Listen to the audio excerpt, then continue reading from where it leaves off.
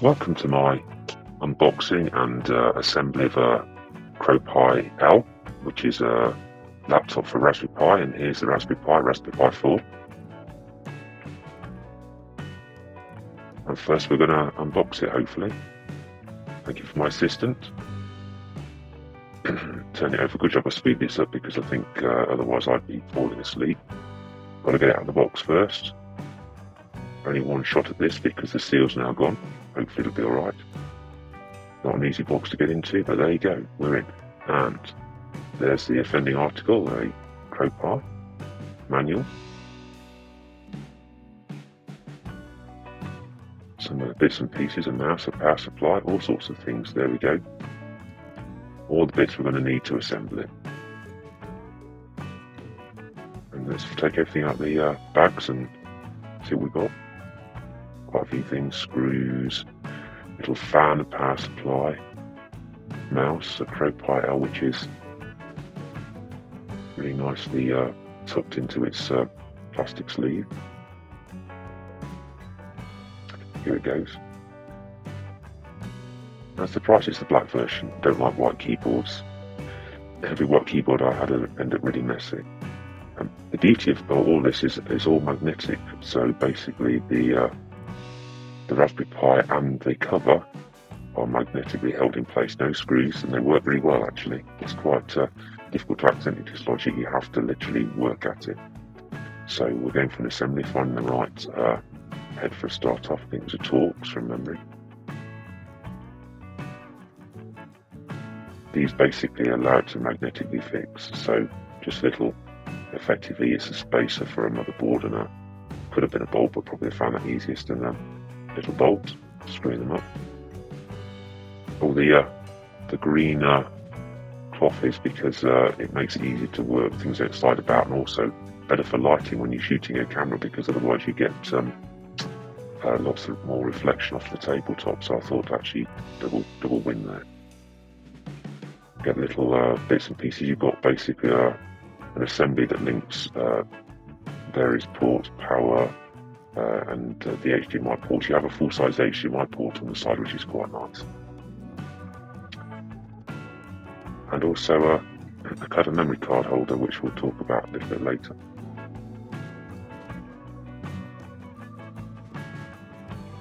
There we go, in we go. And that's quite a difficult push because when everything's new, it doesn't want to go in very well, but it's going slowly. And also a little USB adapter as well.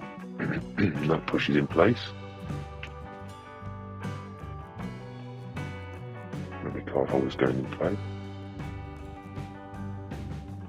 Little fan assembly's going in place.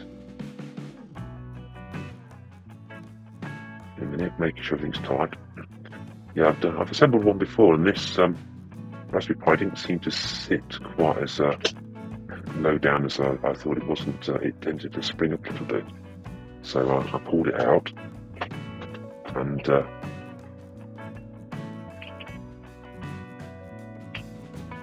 just tightened a couple of little screws up. Still didn't go in quite as snugly as a previous one I've assembled, but it doesn't matter. It does work. Fan going in place now.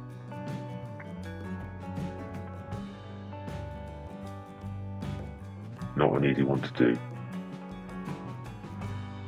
There we go.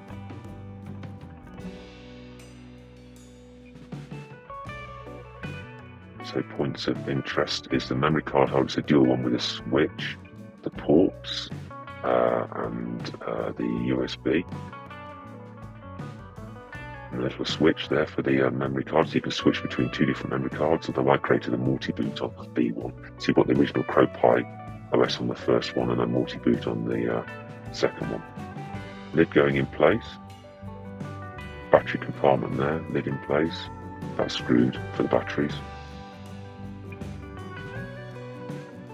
And here we go, one assembled by CrowPi.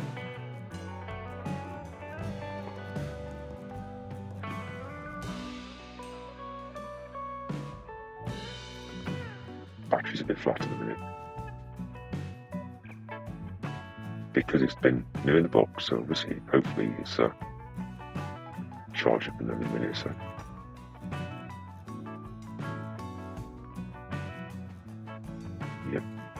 my power supply unravelled. Plugging into the USB. It's a 12, I think, remember, it's a 12-volt power adapter, so it's you can't just go plug it into other things, you might damage something.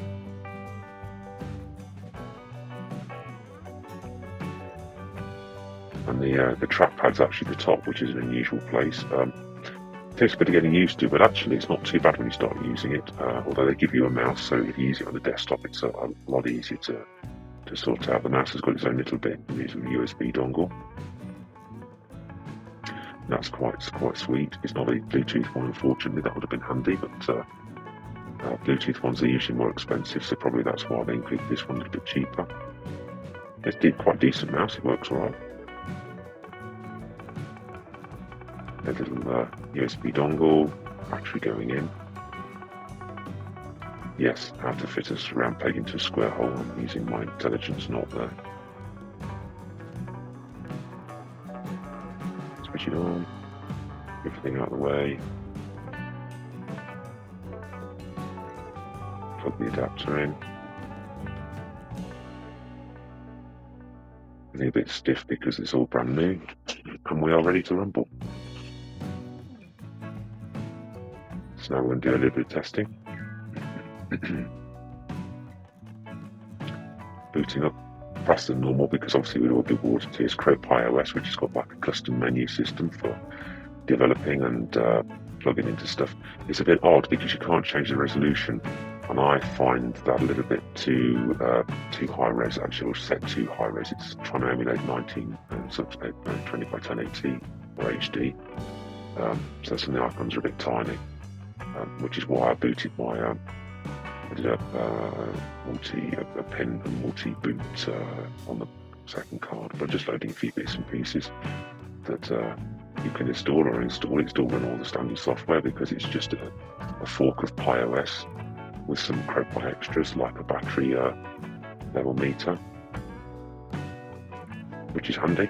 And in fact, you can install similar code on other OSs actually, which I've done on 64-bit PiOS, which is on the memory card. Just loading a few bits and pieces just to prove it's working. It's a high 4 with 8 gig.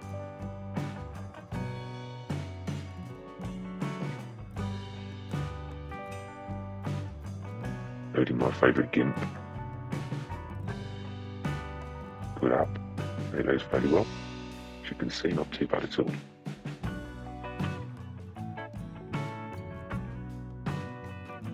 We're going to load next. Oh, let's see for multi-boot. Again, speed it up because otherwise I'd go loops like loopy, waiting. So now we're just loading standard PiOS.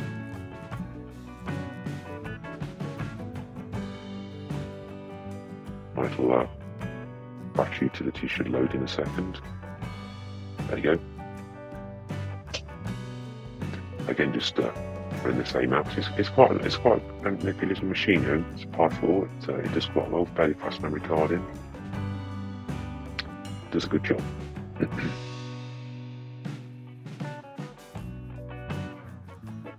Favourite LibreOffice again.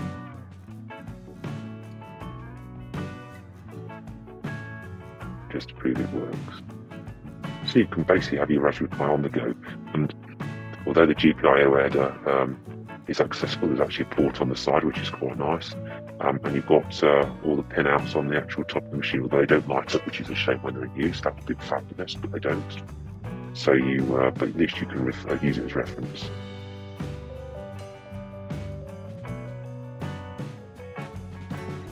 Getting all the standard software, those quite happily on it, quite reasonably quickly. And there you can set the resolution, which is quite nice. And I'm running RISC-OS.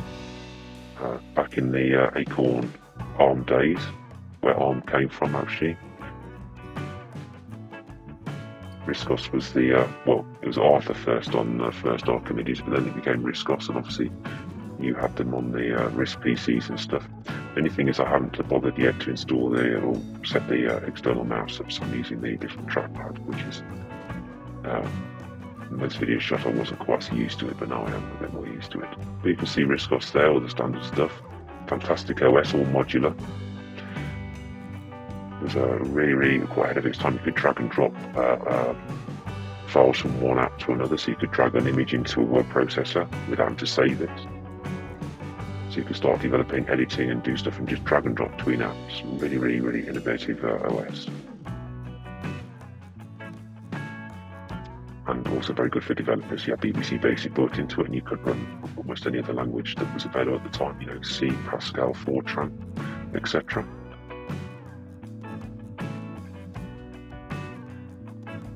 There's me trying to remember how to use it, because it's a long time since I've used RISC-OS, but it's a good piece of software.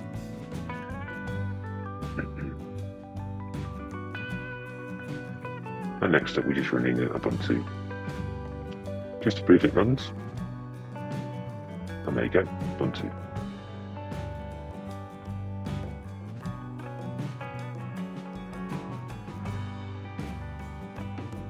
What am I going to load? Let's just think about this, shall we?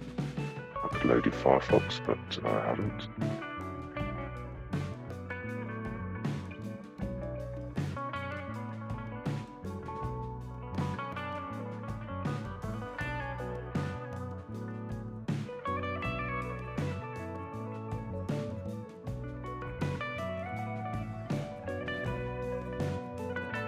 Oh yes, I'm going to load LibreOffice again. What a surprise.